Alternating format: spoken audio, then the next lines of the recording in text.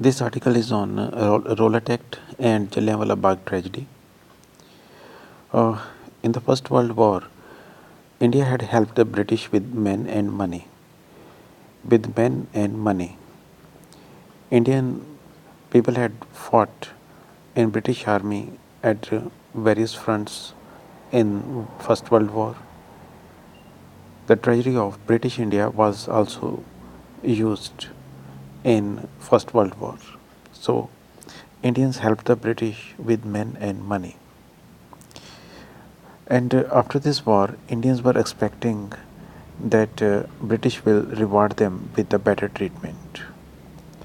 However, in opposition to their expectation, British gave them Rowlatt Act. This is also known as the Black Act.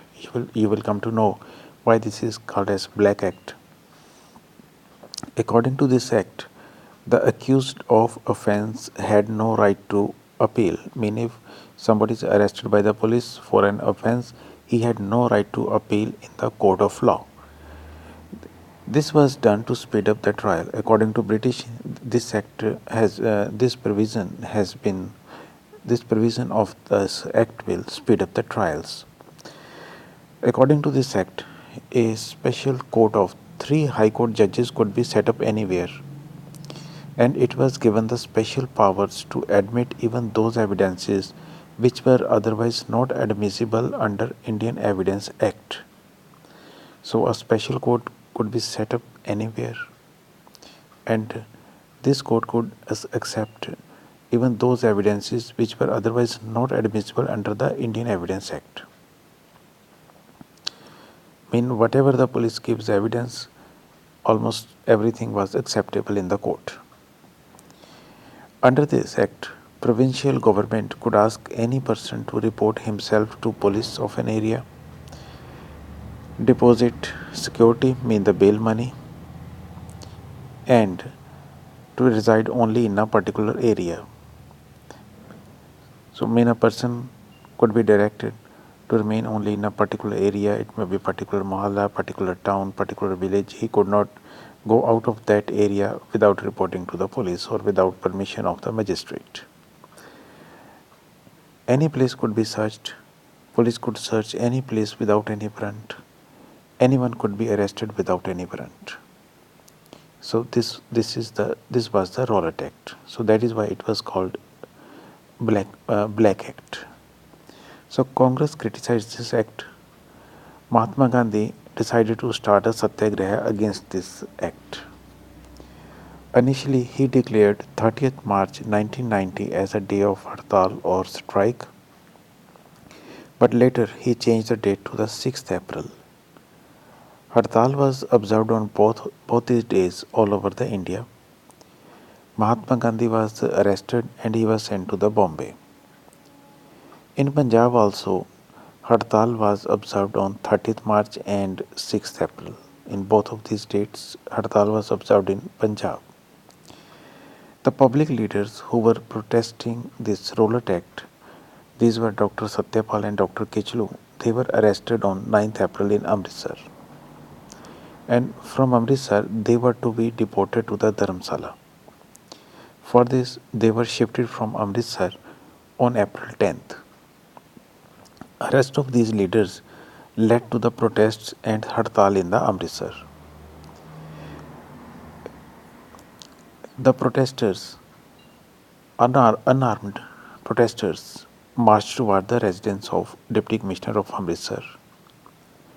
On the way, they were stopped and fired at by the police. Angry people started attacking the Europeans. They attacked the European offices, the homes of European officers. Military troops were called in the Amritsar. So military was called in the Amritsar. General Dyer issued an order that no meeting were to be held, but he made no effort that this order comes in knowledge of the people. Amritsar was under General Dyer,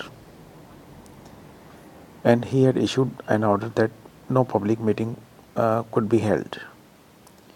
But he made no effort that his order comes in knowledge of the people, means the people had no knowledge of this order. The public leaders had called a meeting against the arrest of Dr. Kichlu and Dr. Satyapal in Jallianwala Bagh on April 13, 1919. So already people had called a meeting against the arrest of Dr. Kichlu and Dr. Satyapal in the Jallianwala Bagh. In this meeting, around 6,000 to 10,000 people had gathered at Jallianwala Bagh. In the evening, at around 4:30 p.m., General Dyer came with the armed troops and he ordered the firing. According to official record, 1,650 rounds of bullets were fired. In this firing, 379 people were killed and over 2,000 people were injured. Martial law was imposed in Punjab. After this incident, martial law was imposed and people were humiliated. How they were humiliated?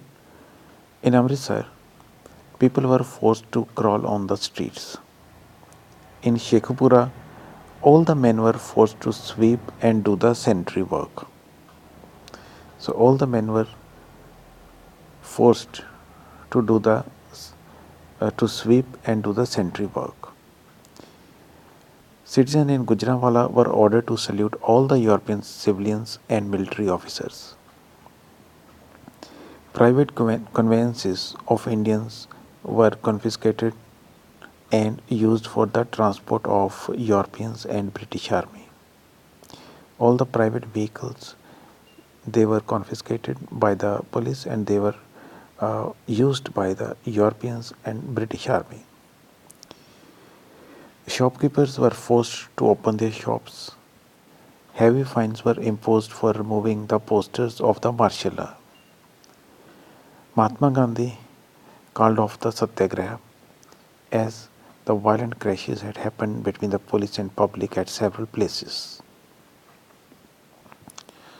Now the practice questions can be: Rowlatt Act was a betrayal with the Indians by the British. Explain. Yes, it was a betrayal by the British with the Indians. The reason is that in the First World War, Indians had helped the British with men and money. Many Indian soldiers led their life in the First World War while fighting for the British. British and Indians were expecting that British will reward them uh, with the better treatment, but opposite happened. British gave them the Rowlatt Act, so it was a betrayal. It was a betrayal with Indians by the British. And second question can be: what was the Rowlatt Act and how it led to the Jallianwala Bagh massacre?